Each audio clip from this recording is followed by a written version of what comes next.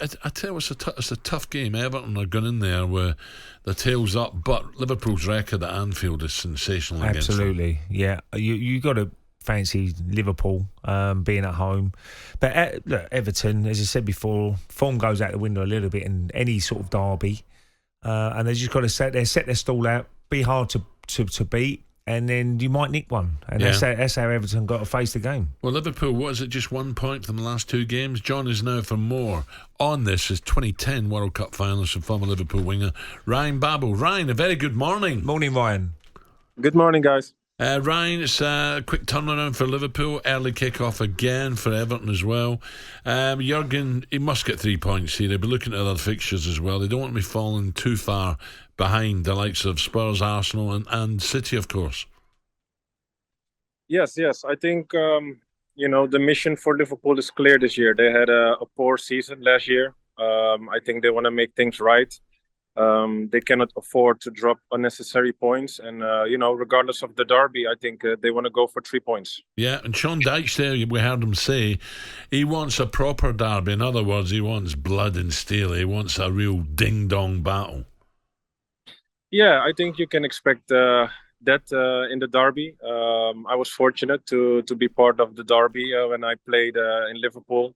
And I feel like it's a total separate game if you compare to other league games. Two teams trying to compete or not only try to be the best in the Liverpool city, but it's also, part of honor. Ryan, I've got to ask you about Andrew Robertson. That's a big blow for Liverpool, isn't it? I mean, it looks like he could be out for a lengthy period, which he's been brilliant since he's wore that Liverpool shirt on that left-hand side, gets forward, makes chances, good defender as well, but that's a big blow. Mm. Absolutely. I think, if you look at the Liverpool squad, even though they had great signings, I think Liverpool cannot afford to lose important players. Unlike Manchester City, I feel like, Liverpool need to try and keep their most important players fit. Brian, you played in some big derbies around the world. How does this compare when you're playing in a Liverpool v Everton? I know Liverpool-Manchester United is also a massive game for both clubs. But Liverpool-Everton, how does it compare? Ajax fan. Yeah, Ajax, yeah. In my experience, what I've noticed... one of the main differences is even though Liverpool, Everton are really, a big, massive derby, what I've experienced is that, before or even after the game, they keep it friendly, I think, if you look at the derbies like Ajax Feyenoord, it's almost impossible to have the two supporters mixed with each other after the game. It's always getting violent. They have to keep it separate. For a long time, they were not even playing with their away fans, just to protect, the safety of the people. I think that's the massive difference. But again, even here in Turkey, when I played Galatasaray, Fenerbahce, the derbies always are special games. Yeah, that's another big one, isn't it? I think there's the Intercontinental Derby, they call that one. That's another big one. And just so far in the Premier, Ryan, do you think City will come out on top again, or is it going to be much, much closer this season? It's a good question. I think last year, but if I remember, there were a few years prior to that as well that we wanted to count City out because by them dropping points. But I think as far as we have learned, you can never count City out.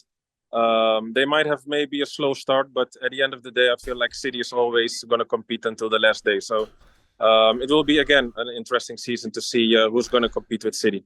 And how important was it to keep Salah? Because, he's such an important player for Liverpool. There was talk about maybe Saudi Arabia, and whether they'd be back in January, we'll have to wait and see, or will it be the end of the season? But keeping the main man who scores you so many goals is so important.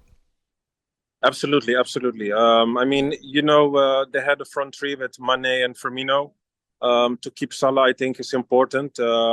Also, especially for the new players who joined them up front. Salah's, of course, right now the most experienced player who can help them, keep the confidence high. And even in big games, you always can count on Mohamed Salah. talkSPORT Breakfast with Alan Brazil. Thursday and Friday morning, 6 till 10. On AM, on DAB, via the talkSPORT app and on your smart speaker. talkSPORT.